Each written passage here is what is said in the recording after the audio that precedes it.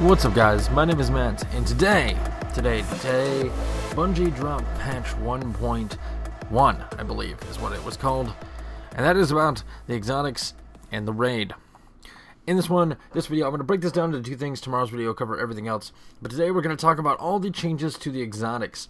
There was 16 exotics that had some sort of major or minor change to them. A lot of them minor, but there's a lot of major ones. Those include the Thorn, the Bad Juju, the Hard Light, the Ceros Regime, the Monte Carlo, the Meta Multi-Tool, the Hawk Moon, the Red Death, Plan C, Pocket Infinity, Vex Myth Class, Invective, Icebreaker, Patience of Time, Super Good Advice, and the Truth.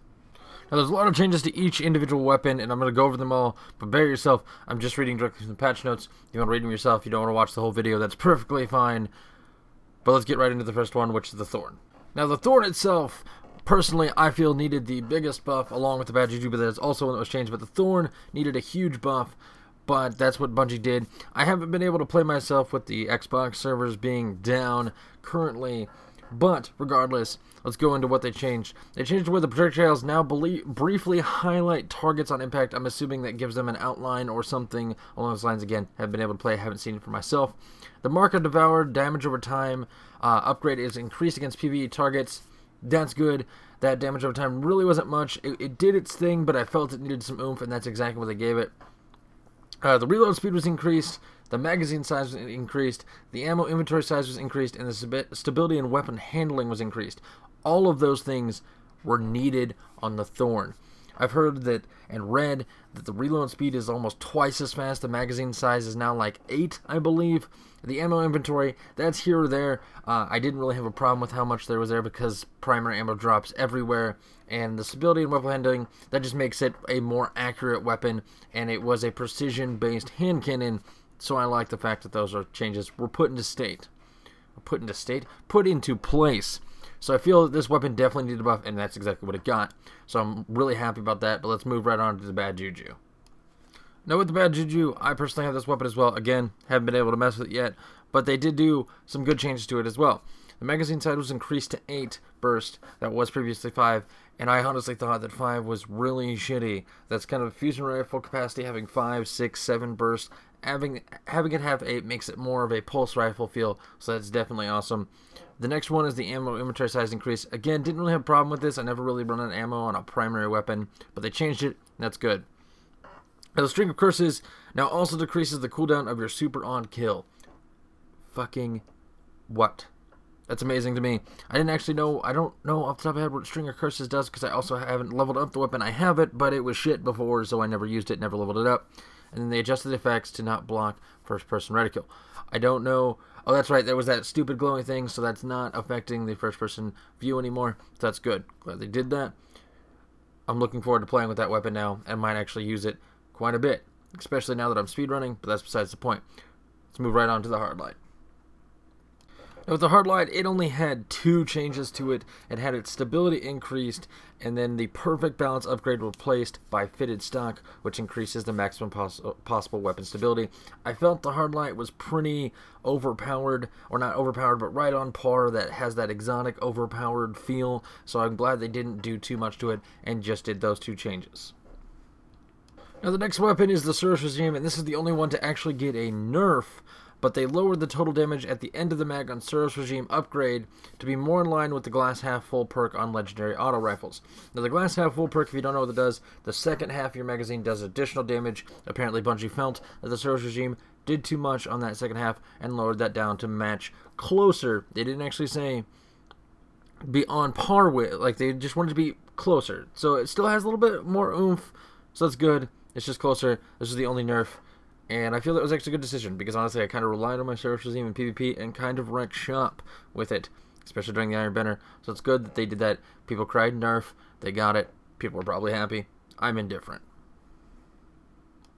Now for the Monte Carlo, I have never experienced this weapon being a PlayStation exclusive weapon, but they changed a few things on it. They increased the stability, they slightly decreased the range, and now the Monte Carlo method upgrade now also has the chance to fully charge your melee ability. I guess that kind of fits in with the whole giant fucking knife thing on the front, but regardless, those are the changes for the Monte Carlo. Now, the next three weapons, they had only one change each, so I'm going to go over them each really quickly. The first one, the Meta Multi-Tool. Meta rounds now have increased knockback against targets in both PvE and PvP. I didn't even know that weapon had knockback, so increasing it makes me realize that it was there. The next one, the Hawk Moon, they said that Send It upgrade, which was redundant, replaced by a speed reload. That's good. I didn't even know it. Again, never had the Hawk Moon. It's a PS4 exclusive, or PlayStation exclusive, not just PS4, so I didn't know it even had that upgrade, didn't know what upgrades, but apparently it was redundant, so there, it is no longer there. The next one, the Red Death, they increased the rate of fire slightly, but burst damage was reduced to compensate. That's just basically what seems to me like a balance. They just made it shoot faster, but less damage. Regardless, that's what they changed on the Red Death. Alright, the next two are the Plan C and the Pocket Infinity. The Plan C, weapon handling speed increased and player speed increased while Plan C is in hand. I'm assuming that's while holding it, you now run faster. It's just a general buff, no perk changes whatsoever. So that's good to see. I don't personally have it, but my buddy Cody does, and he really likes it. So that's just a decent buff to the weapon. I like it. Next one, the Pocket Infinity. Speed reload upgrade replaced by extended clip, which allows the option to increase the magazine size to 5 bursts. I didn't know what it was before, but it is now 5 bursts, which is what I've seen of the Pocket Infinity. Again, do not have the weapon personally, but from what I've seen, making it have the ability to have 5 bursts is going to make that weapon very good, feel overpowered, but not be overpowered, because that's their whole goal with it. So I really like that as well. And then we're going to move on to the Vex Myth class tier, and that one's got some shit. The Vex Myth class has had some pretty major changes. That's why I said this thing has got some shit. They increased attack power from 300 to 323. It is the only weapon in the game, and being that end-game raid weapon, bumping it up to 323, it's really cool. Glad they did that. This weapon now has that power that people have been asking for, especially after that accidental nerf to PvE earlier on. The next change, the base damage increase, fixing a bug we introduced in the previous patch. That's why they did it. So there you go. Now you know. So the base damage and the attack power, I'm pretty certain those are two different stats. So there you go. But base damage increase, fixing a bug they introduced. And the last thing, enhanced battery upgrade by extended mag. This change should allow for a significant upgrade to magazine size, but far less than before. Now, if I remember right, there was something like 53 bullets in that magazine. I don't have the Vex Mythic class. Honestly, I've only done the raid once, and I'm about to be level 30 because I'm a G. But regardless, it is now nerfed, but still significantly better, bigger magazine size. So that's good. The Vex Myth class, being that end-game weapon, needs to have that oomph that no other weapon has. It needed that. I'm glad they did what they did. Alright, the next two are the Invective and the Icebreaker. The Invective only had one change to it. Its reload speed increased significantly. Autofires slightly slower. I have this weapon, and I feel the reload speed is grueling previously to this patch. So that is fantastic. The autofire is slightly slower. I feel that's also balanced. I feel like they took that, honestly, from Dado when he was complaining about shotguns in a recent video. Who knows? But they did fix the Invective, so that's good. Next one is the Icebreaker. It had two changes. The Send It upgrade replaced by Lightweight, which was redundant as the Icebreaker was already at maximum range. If you didn't know, Send It increases maximum range, so they got rid of that and changed it to Lightweight.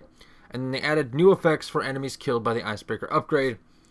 Not sure what that means. Again, haven't seen it personally, but I do have that weapon, and I'm looking forward to messing with that upgrade. Alright, and the last three weapons, the Patience and Time, the Super Good Advice, and the Truth, all had one change each. But for the Patience and Time, the Snapshot upgrade replaced by custom optics. It provides a lower zoom option. Not sure. I am sure. A lower zoom option is good. I personally don't like them, but people probably requested it, and probably Snapshot wasn't a relevant perk to the weapon, so that's good that they did that for that. The next one, the Super Good Advice, simply stability increased. Now, I haven't played with the Super Good Advice as I don't have it, but I know people have said that do have it, that I talk to on a regular basis, said that thing kicks like a motherfucker, so the stability increased. Definitely good for that weapon. And the last one, the Truth, my favorite exotic in the game. I don't know why, don't ask me, but I love that weapon to death. And magazine size increased to 3.